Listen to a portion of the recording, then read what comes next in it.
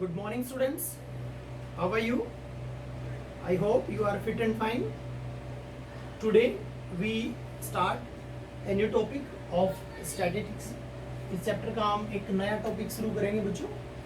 Today's topic graphical representation of statistical data.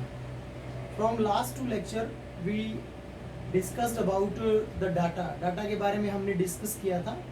आज जब हमारे पास एक स्टैटिस्टिकल डाटा बन जाता है, तो हमने बनाना सीख लिया, उसको हम ग्राफिकल रिप्रेजेंट करेंगे, यानी ग्राफ के ऊपर हम उसको रिप्रेजेंट करना सीखेंगे बेटा. इसके कई टाइप्स होते हैं, कई मेथड होते हैं, कई तरह से आप इसको रिप्रेजेंट कर सकते हो.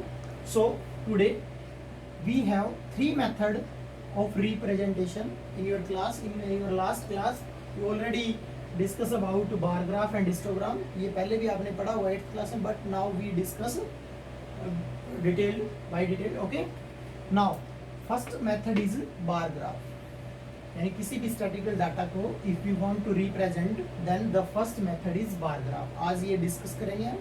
Second method is histogram. क्या करेंगे? हिस्टोग्राम. और थर्ड मेथड ये आपके लिए थोड़ा नया होगा, फ्रीक्वेंसी पॉलीगन. इसके बारे में हम डिस्कस करेंगे, फ्रीक्वेंसी पॉलीगन. अब देखिए बच्चों, 3 मेथड है. 3 में से सबसे पहले हम क्या लेंगे बेटा? बार ग्राफ के बारे में लेंगे. ओके, देखिए बार ग्राफ क्या होता है. बार ग्राफ, बार ग्राफ की डेफिनेशन क्या होता है? Bar graph, first of all, A bar graph is a pictorial representation. ये तो पता लग गया, बार ग्राफ कोई भी एक पिक्चर की तरह हम करके रिप्रेजेंट करेंगे किसी को. पिक्टोरियल रिप्रेजेंटेशन होता है. किसका होता है? Of the numerical data. The numerical data we already discussed about numerical data. उसी का हम क्या करेंगे? पिक्टोरियल रिप्रेजेंटेशन करेंगे by a number of bars. कुछ बार लेंगे हम. Bar mean like a rectangle. इस तरह से कुछ रेक्टेंगल्स बनाएंगे हम, इसको हम बार बोलते हैं बेटा. रेक्टेंगल्स बनाएंगे ऑफ यूनिफॉर्म विड्थ. उनकी विड्थ क्या होगी? यूनिफॉर्म होगी. That is horizontally. हो सकता है कि हम इसको, जैसे ये वर्टिकल हो जाता है बच्चों, हो सकता है ये हॉरिजॉन्टल हो जाता है, तो किसी भी तरह का बना सकते हो, वर्टिकल और horizontal with equal spacing. But याद रहे, जब भी हम बार ग्राफ बनाएंगे, मान लो आपने ये वर्टिकल बार ग्राफ बनाया है और तो ये दूसरा बार ग्राफ बना रहे हो, तो इनके अंदर जो आपने स्पेस लिया, नेक्स्ट टाइम भी आपको उतना ही, ये देखो अब आपने कम स्पेस कर दिया यहाँ, तो ये ठीक नहीं होता. इक्वल स्पेसिंग, इनके बीच में बराबर स्पेस होना चाहिए बेटा. बिल्कुल जैसे यहाँ इनके बीच का स्पेस क्या हो?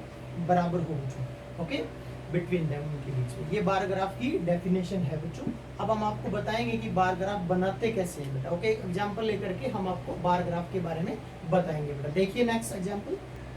सो student, we have an example.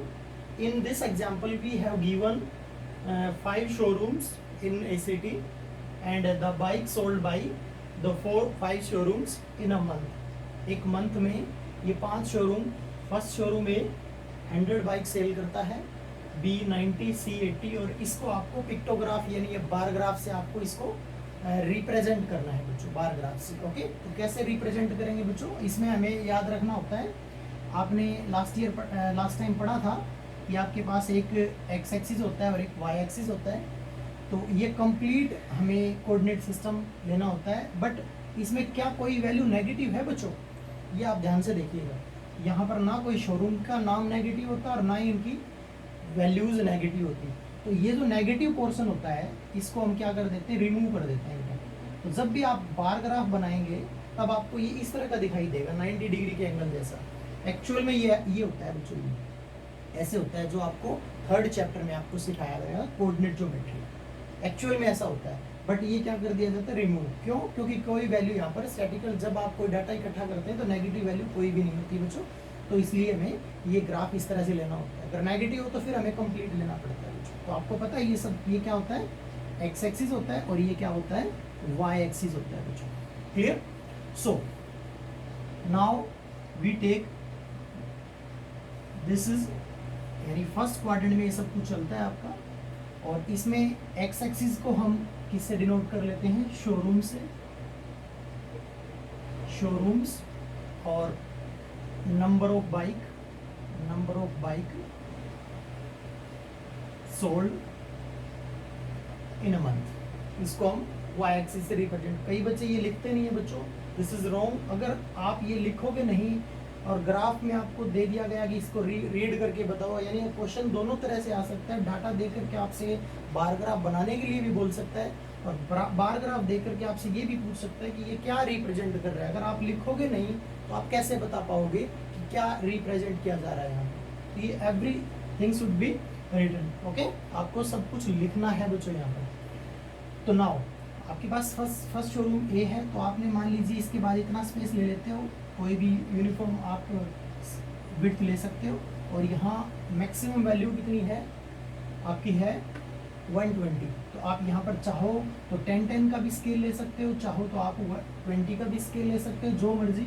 ये वैल्यू ज़्यादा बड़ी नहीं है तो हम 20 का भी स्केल ले सकते हैं। 20, 40, 60, 80, 100 और 120, यानी ये सब में गैप क्या होना चाहिए बच्चों, इक्वल। मैंने अभी वैसे अप्रोक्सीमेटली लिया, आपको ग्राफ पेपर के अंदर ये अच्छे से ग्राफ बने होते हैं, उसी के ऊपर लेना होता है बच्चों, ओके।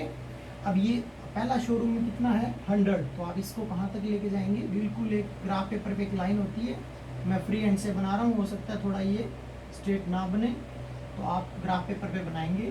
तो ये फर्स्ट शोरूम हो जाएगा बेटा आपका, दैट सोल्ड 100 बाइक। तो आप इसके ऊपर लिखेंगे भी कि ये 100 है, ठीक है, 100 आपका बिल्कुल।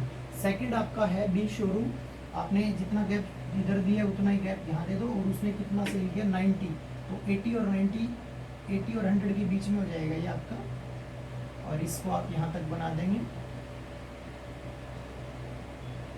ओके। ये आपका हो जाएगा पूछो 90, बिल्कुल आप इनके बीच में ग्राफ पेपर पे एग्जैक्ट बनेगा, यहाँ अप्रोक्सीमेट बन रहा है 90। उसके बाद आप सी को बना सकते हो, इसको लिखेंगे बी शोरूम। इसके बाद सी आपका कितना 80 पे गया हुआ है, 80 तक ले जाइए इसको, ठीक है। इसके बाद डी शोरूम आपका, डी आपका अप टू 120 तक है, आई थिंक 120 तक ले जाइए आप। और लास्ट में है आपका ई 110 तक है, 110 तक आप ले जाइए इसको।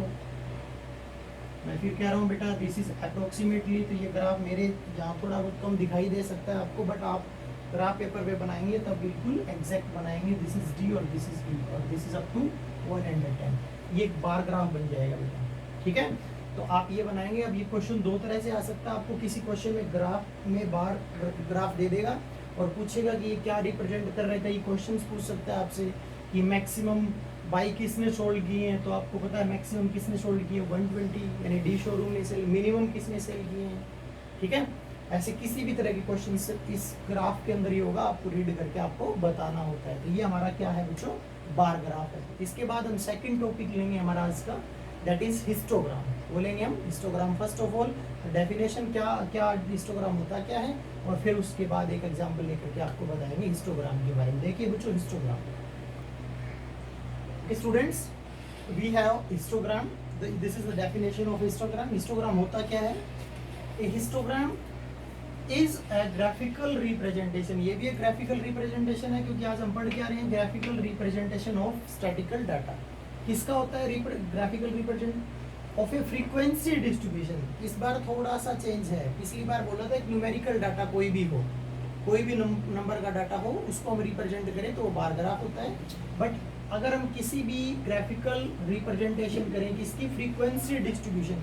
याद है बच्चों फ्रीक्वेंसी डिस्ट्रीब्यूशन क्या होता है, हमने एक क्लास इंटरवल बनाया था बेटा, आपको याद हो तो, इधर लिखा था हमने क्लास इंटरवल 0 to 10, इसकी फ्रीक्वेंसी कितनी है, मान लीजिए 5, 10 to 20 की फ्रीक्वेंसी कितनी है 6, 20 to 30 की फ्रीक्वेंसी कितनी है 7। इस तरह से अगर आपको फ्रीक्वेंसी दी जाए, ये होती है फ्रीक्वेंसी डिस्ट्रीब्यूशन।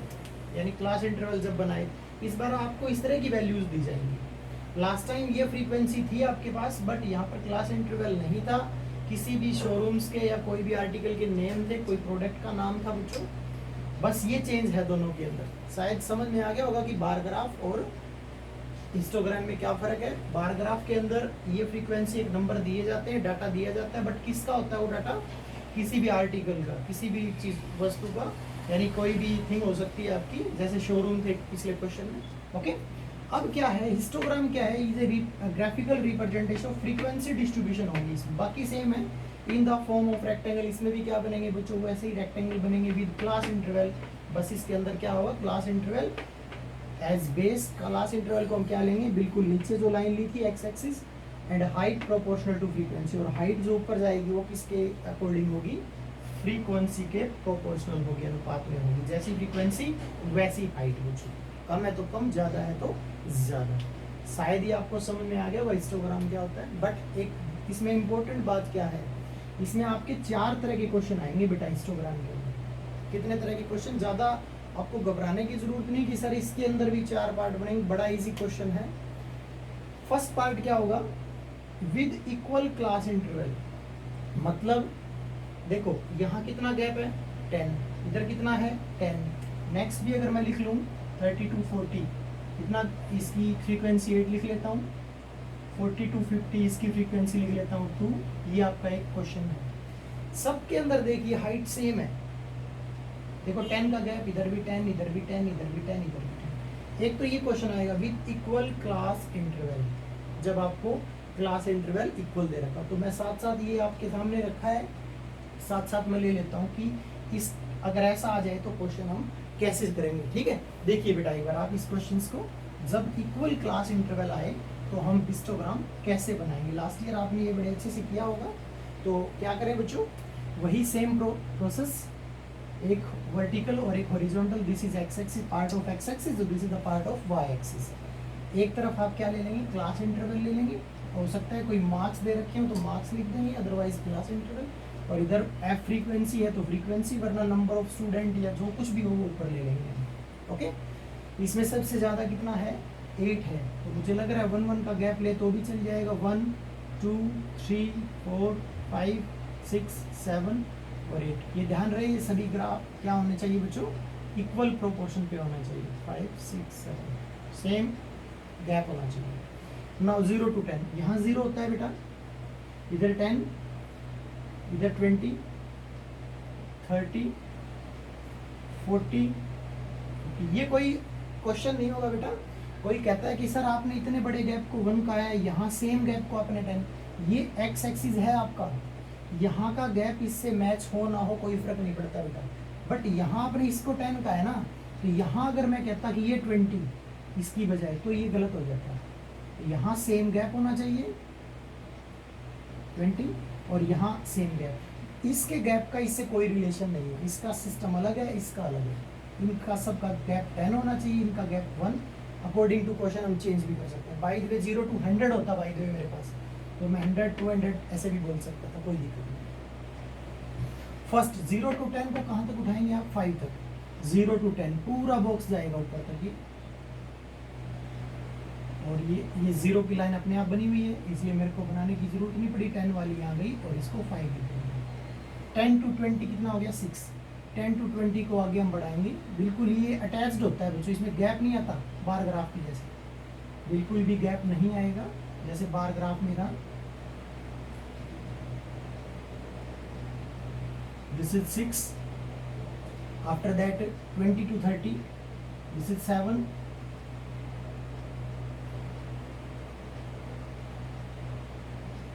और 30 to 40 दैट इज 8।